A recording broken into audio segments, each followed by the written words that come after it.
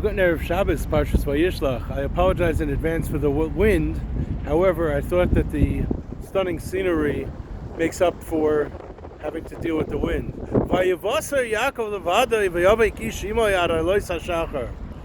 Incredibly, Yaakov is confronted with the Sarshal Esav, wrestles with him, and from there we know it's usur to eat the Gid Anosha for Nitzchias. Phenomenal question. Behooves each and every one of us to ask, why did Yaakov go back to the other side of the Abok? Why was he alone? We know it's Asur. Why did Yaakov feel that it was so necessary for him to put himself in a sakana nefashis, to go to collect the pachim tanim, which obviously we all know is a hint to Hanukkah? What drove Yaakov to do that? Last week's parsha, the pasuk tells us that Yaakov Avinu beseeches the Rabbeinu Shalom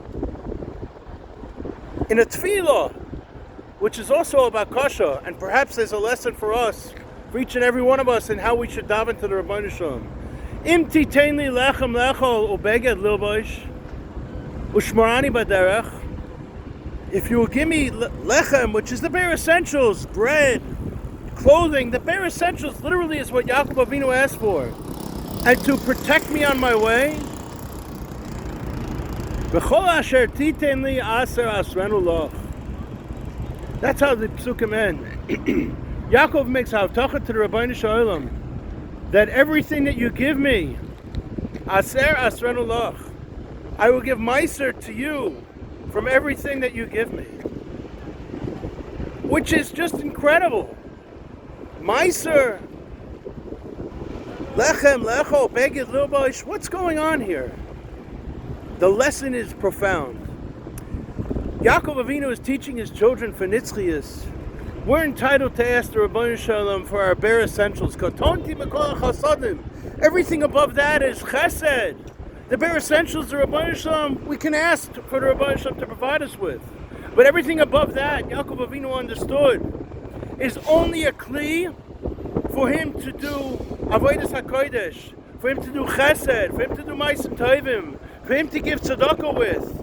Meaning that Yaakov Avinu viewed everything above and beyond lechem lecho beged lubosh as hektish, as a kli to do mitzvahs, and therefore the pachim ktanim. If Yaakov Avinu would not go back for those pachim ktanim, you know what? He would be moil behektish. Chas v'chalilo for Yaakov Avinu to be moil behektish.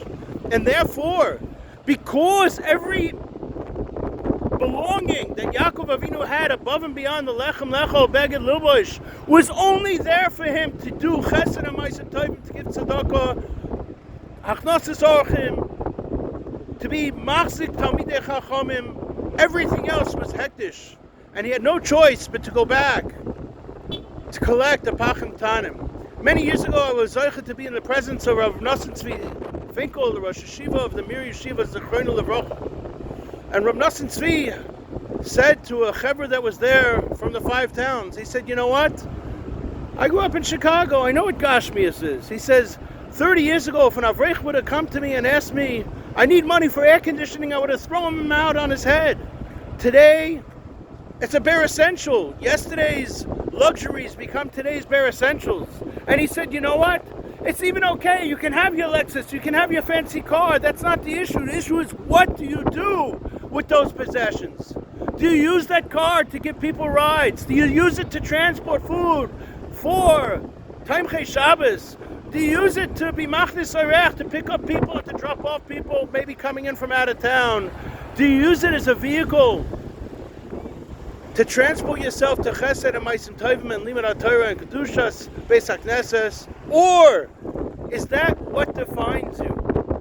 May it be the will of the Rabbeinu Shalom that each and every one of us are defined by our Ma'asim Tovim, by what we do with the Aser Asrenu Loch, what we do with the everything that the Rabbeinu Shalom gives us above and beyond the Imti Teini Lechem Lecho Beged Lubosh. And when we all in that schus be zeicha to shefa, bracha, parnasa b'shefa, hatzlacha, Yiddish and achas from our children, have a wonderful, wonderful, wonderful Shabbos from Rhodes, Greece.